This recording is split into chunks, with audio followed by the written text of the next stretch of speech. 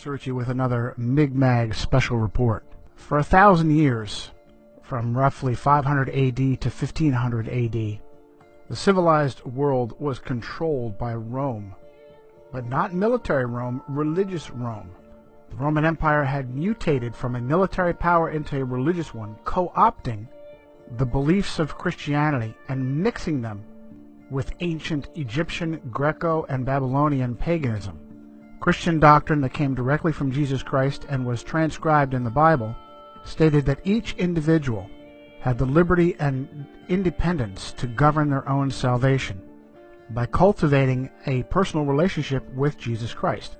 The new religious Roman Empire insinuated herself in between Christ and the believer and said if you wanted to have your soul saved, you had to rely on the priests, bishops, and cardinals of Rome. This was the worst kind of slavery because it was a slavery of disinformation. Now and again, sincere Bible-believing Christians like the Waldensians of the Alps, the Albigensians, Jerome of Prague, John Wycliffe and his Lollards, Jan Hus of Bohemia, would rebel against this Roman rule and show Christians that Vatican doctrines claiming that you needed Rome to ensure your salvation were contradicted by the Bible. As a result, the papacy strictly forbade Bibles to be placed into the hands of the common person and only allowed Jerome's Latin Vulgate to be handled by clergy. Men like John Wycliffe painstakingly translated the Vulgate into the language of the people. For Wycliffe, it was English. English Bibles were then slowly and carefully copied and handled by Wycliffe's followers, who handed them out to and taught the people. In response, Roman authorities captured Wycliffe's followers, called Lollards, tied their Bibles around their necks, and burned them alive. It's what so-called Christian Rome did to all of her enemies, including Jerome of Prague and Jan Hus. John Fox's Book of Martyrs, originally titled Acts and Monuments, is completely filled with examples of Catholic authorities torturing and murdering Christians. And when a Lollard was burned with a Bible hanging around his neck, it was a terrible loss, because not only were Christians being burned alive, but hand-copied Bibles were irreplaceable. But in 1517, a new rebel stepped up, an Augustinian monk from Germany named Martin Luther. Luther was furious that Pope Leo X, Giovanni de' Medici, from the powerful Medici family who helped to rule the world then and including through to today, had sent their attack dogs, the Dominicans, to cheat the common people out of their money by claiming they could buy what is called an indulgence, which is basically a receipt of forgiven sin.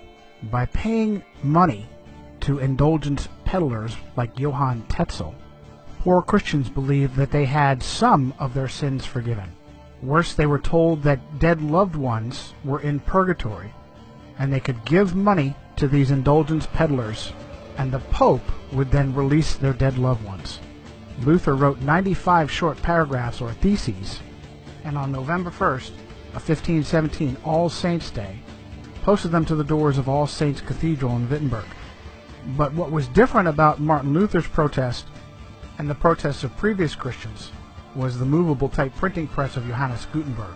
The 95 theses were translated and replicated by the Gutenberg press and spread like wildfire. Martin Luther instantly shot to #1 on the Vatican hit list. Now remember, he was an Augustinian monk.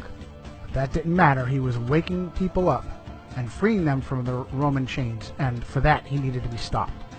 He was kidnapped by his benefactor, Frederick the Wise of Saxony, and held at Wartburg Castle for several months to protect him from Vatican assassins. During that time, he translated the Bible into vernacular German, and it may have been the most important thing he ever did, starting with the New Testament and then later the Old Testament. But now the Gutenberg press started printing off large quantities of common language Bibles, and the fires of the Inquisition couldn't keep up. Other brave Christians, like William Tyndale, also a Roman Catholic priest, began translating Bibles into the language of their people. Tyndale was English, like Wycliffe, and he too was eventually executed by Rome for his crime. But now Rome had a problem. There were too many Bibles and Bible translators to be kept in check by burning them all. A new tactic was born, a tactic that English Cardinal Thomas Wolsey called learning against learning. And that tactic was to discredit the Bible in order to force people to return to accepting Rome as the ultimate authority over their body and soul. In this tactic of learning against learning, Rome would literally rewrite reality and weave a false reality matrix that we now all swim in to this day. For thousands of years, mankind understood the earth to be flat and stationary. Only rarely did men like Pythagoras attempt to claim otherwise. And it's interesting to note that many Freemasons consider Pythagoras to be one of the first of their craft. But now rewriting our reality as a tactic to discredit the Bible became a top priority in the face of Martin Luther's 1517 Reformation, Protestant Reformation. The Catholic response would be the Counter-Reformation, and it would be spearheaded by a Spanish Templar knight named Ignatius of Loyola and his followers, whom we call today the Jesuits. Their first opportunity came from the Vatican's mathematician, a Polish priest named Nicholas Copernicus. Copernicus gave birth to the modern heliocentric model of the universe with his work De Revolutionibus Orbium Celestium, on the revolutions of the heavenly spheres. Copernicus knew he was weaving a matrix of lies and wanted to hold publication of De Revolutionibus until after his death. But powerful Roman Catholic clergy like Tiedemann Gies, Bishop of Culm, and the papal secretary himself, Johann Widmanstadt, forced him to publish in 1543.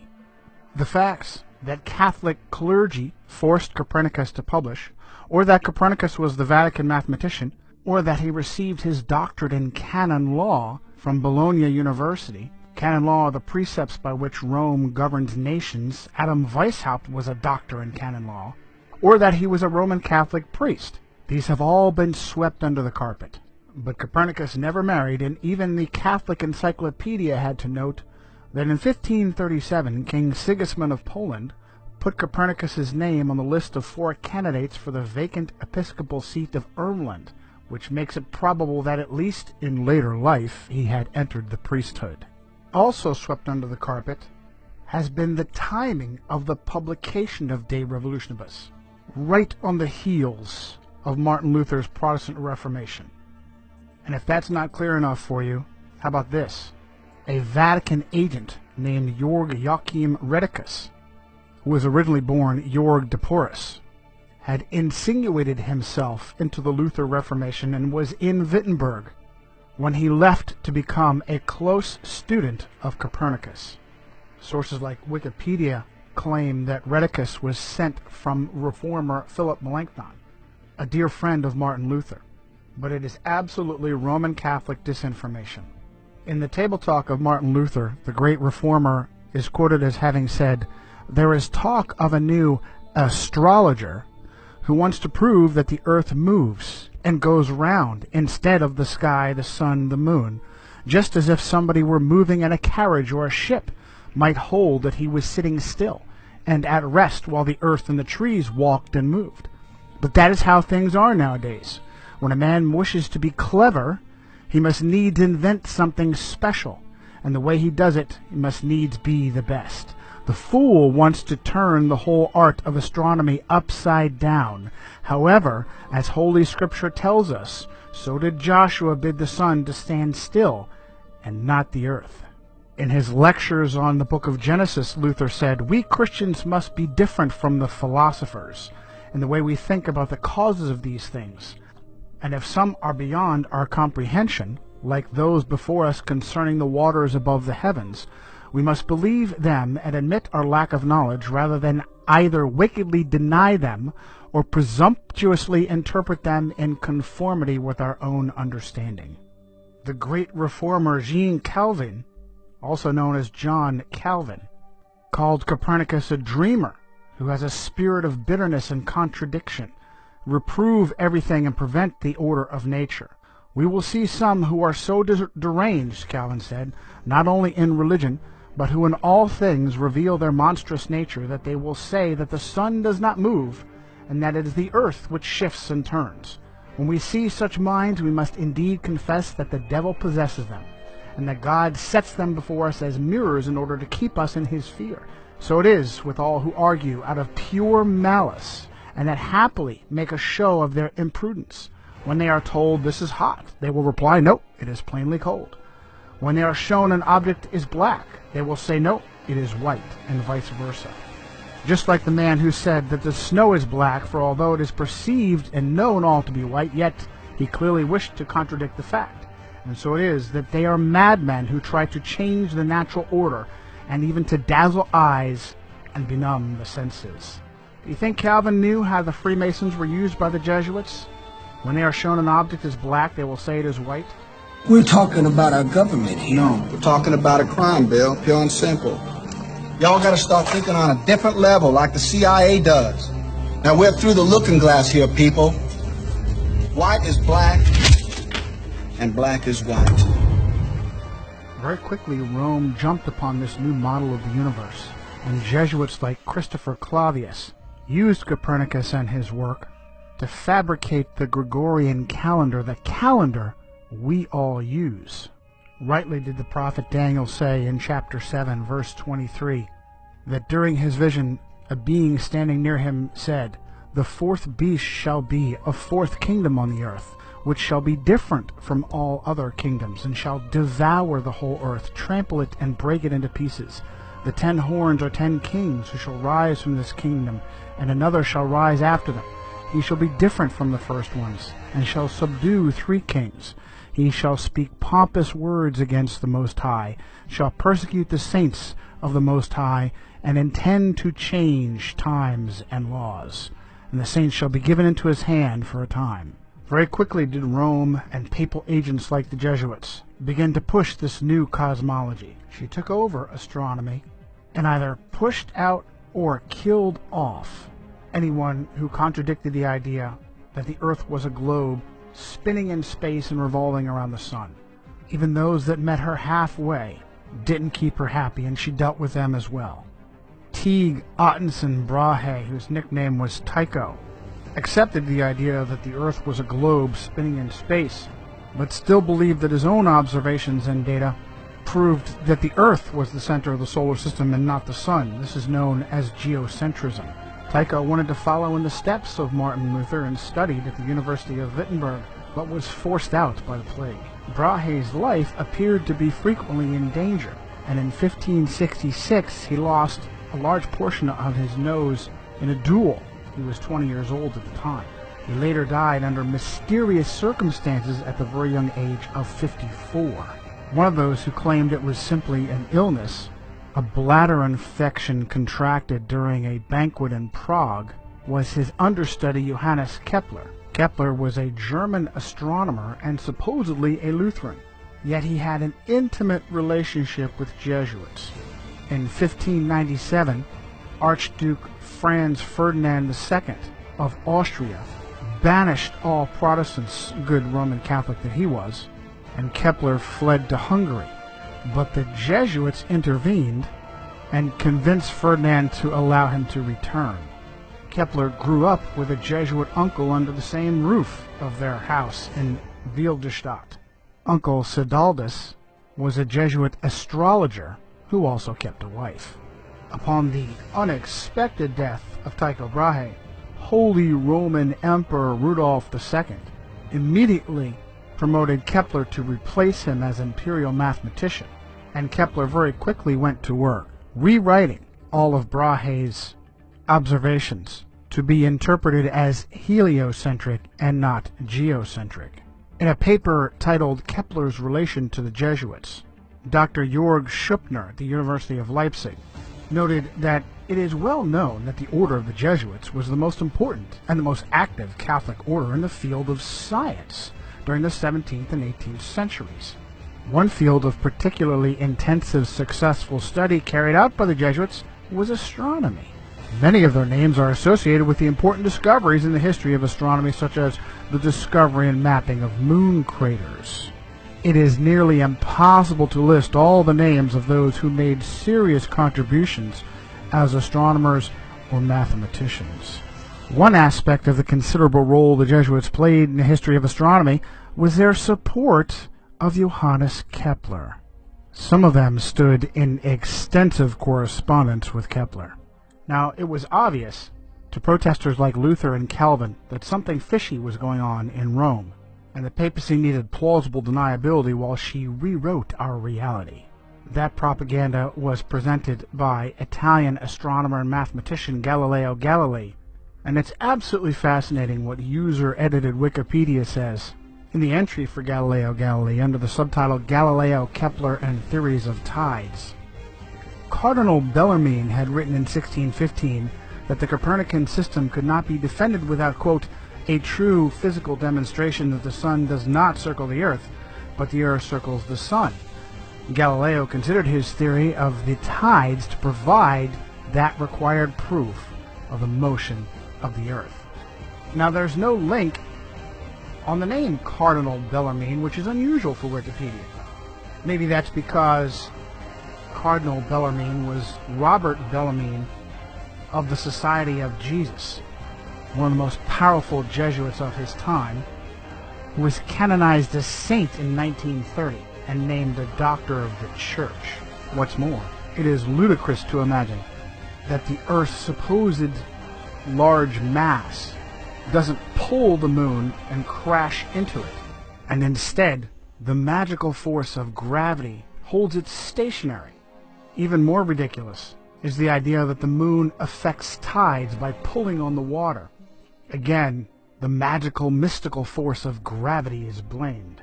South African author Thomas Winship wrote in 1899 his book Zetetic Cosmogony. If the moon lifted up the water, it is evident that near the land the water would be drawn away and low instead of high tide caused. Again, the velocity and path of the moon are uniform, and it follows that if she exerted any influence on the earth, that influence could only be a uniform influence. But the tides are not uniform. And Winship uses examples from South Africa. At Port Natal, the rise and fall is about 6 feet, while at Beira, about 600 miles up the coast, the rise and fall is 26 feet. This effectually settles the matter that the moon has no influence on the tides. But Protestant reformers were on to Rome. She knew she needed a smokescreen, and she provided it. Suddenly, history was rewritten, and rather than pushing with her own agents, like Copernicus, Kepler, Galileo, and others, to rewrite our cosmology, suddenly the papacy was a defender of the flat earth. Well, just look what they did to poor Galileo. Let's do. Supposedly, Galileo was tried for heresy at the hands of that evil flat earther, Jesuit Robert Bellarmine. He bravely stood by his guns and humiliated the church with a heliocentric spinning ball earth. What happened to Galileo Galilei? Well, for the last few years of his life, he was put under house arrest. Have you read anything about the Inquisition? Do you know what the Inquisition did to people when it truly considered them an enemy? Things like rotating their arms backwards until they were pulled out of their sockets, inventing special instruments that could be jammed into a person's body to rip open their bowels, putting them in a special sarcophagus filled with spikes that would jam into them to the bone. You ever hear of Edgar Allan Poe? Are you familiar with his short story, The Pit and the Pendulum?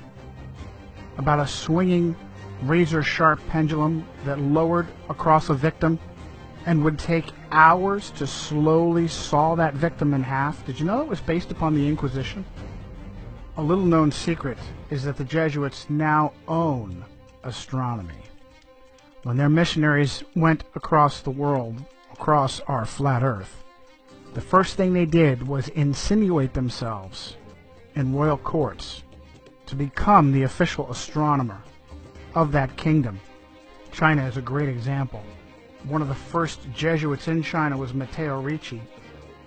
Ricci and his successors like Adam Schall and Ferdinand Verbiest were all the royal court astronomers and eventually fabricated the calendar for the Chinese emperor.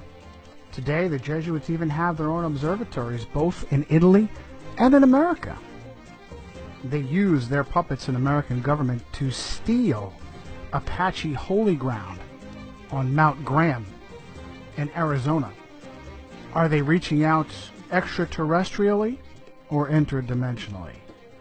They appear to have answered our question with the latest piece of technology on Mount Graham, the Large Binocular Telescope Near-Infrared Utility with Camera and Integral Field Unit for Extragalactic Research, also known as Lucifer.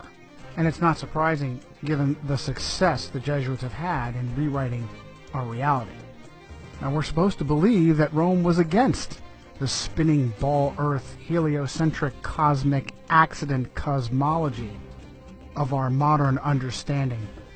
Yet at every step of the way, Jesuits or Jesuit agents were there to bolster our false reality, hiding whenever possible behind convenient Jews. And for more on that, see our special report, It's the Jews, from Johnny Cerrucci and Migmag. Needing to contrive an origin for our accidental existence that contradicts the Bible. Jesuit-trained Belgian priest Georges Lemaitre is the father of the so-called Big Bang Theory, the idea that first there was nothing and then it exploded. He was a close co-worker of just such a Jewish puppet, Albert Einstein. Einstein bolstered the Jesuit cosmology with his convoluted theory of relativity. The problem was that observations of both scientists and laymen weren't matching what so-called astronomers were telling us. And so Einstein fabricated the theory of relativity to claim that your reality was relative to the time-space continuum. It is purposefully almost impossible to understand. You're just supposed to trust science and astronomy. The Jesuits then jumped on with dinosaurs and Charles Darwin to claim the Earth is billions of years old. And wherever Darwin's theory of evolution had holes, Jesuits stepped up to fill the gap. Jesuits like Pierre Teilhard de Chardin, the father of the New Age, after fabricating the ape-like pre-humans that we supposedly came from, even students of evolution became concerned that there was a, quote, missing link between primitive apes and modern humans. A discovery was made in 1912 to bridge that gap. Having been found in Piltdown, East Sussex, England, it was named Piltdown Man. Unfortunately, it was also found to be a hoax, the skull of a small human with the altered mandible and teeth of an orangutan. Sometime later, paleontologist Stephen Jay Gould uncovered the father of that hoax, a Jesuit priest named Pierre Teilhard de Chardin. There are many such examples in archaeology and paleontology, and yet no one asks, why would so-called scientists be fabricating evidence? The goal was to discredit the Bible, and it has been resoundingly successful. Without the spinning ball Earth, Darwinian dinosaur cosmic accident, the Bible is a science textbook.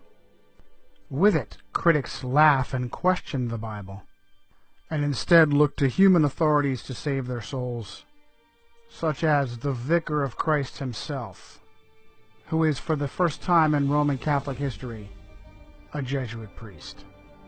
This has been Johnny Cerrucci for a Mi'kmaq Special Report.